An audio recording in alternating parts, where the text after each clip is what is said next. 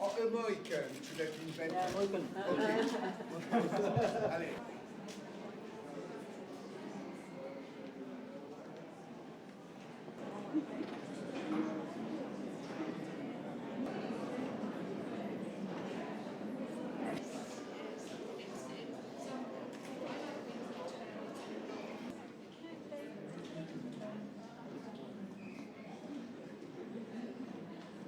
Yeah, I mean, I think, as I said, since 1971, he's been dynamic, he's been innovative, he's been the enfant terrible, he's no longer an enfant. And I don't think he's particularly terrible either. I mean, he stopped doing ready-to-wear in 2015, so he already started to wind down. His haute couture was sublime. And actually, it's a sadness that he never really linked up with one of the major French houses, such as Dior or Givenchy, with big ateliers to back that up. And so the fact that he's now stepping back from designing haute couture too, I think it's probably, sensible. I think it will free him up to collaborate with young designers, go back maybe more to the street. There are only so many haute couture clients in the world. It's a bit of a rarefied world. And Gaultier was always about the street and about the clubs and about youth and about excitement. And I think that perhaps that's where he will return, I hope.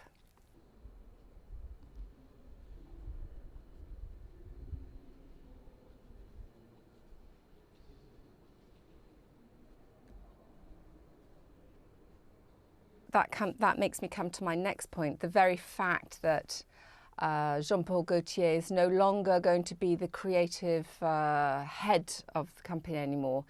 I think it will mean that people will look back now at his fabulous creations from the 80s and the 90s, the androgynous wear for men, women, multi-gender, whatever, the hard tailoring, the kilts, the skirts for men, the corsets for men, the corsets for women.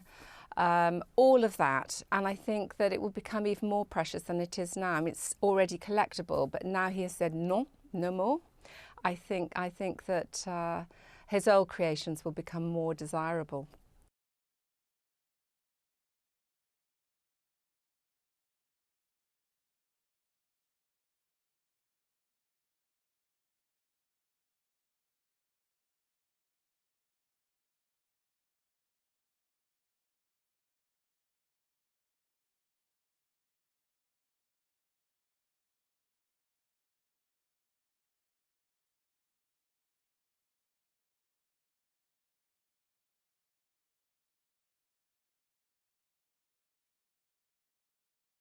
He was really one of the first. I think he and Vivienne Westwood in the early 80s, they were both very much playing with gender, and boys were put into skirts and girls were put into, hard tailoring. And he was great because in his shows, he was one of the first to have models who were all shapes, all sizes, all colours, all nationalities, at a time when no one had really done that to that degree. You could be large, you could be small, you could be, so he was ahead of his time. He was really groundbreaking. But years go on, and his heart, I think, was always in that sort of street club culture at a time in Paris where actually in the early to mid 80s it was power shoulders, it was Le Croix, it was pretty dresses for pretty women. And with Jean Paul Gaultier, he was like the counterpart of Galliano and Libari and Westwood in London, where the club scene was very much influencing the look. And he embraced that for France and for Paris.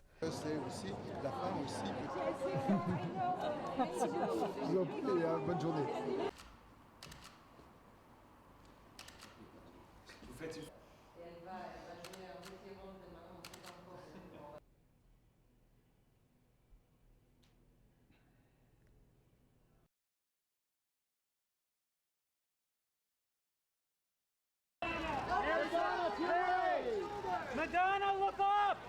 Madonna! Madonna, look up! Barry, turn around!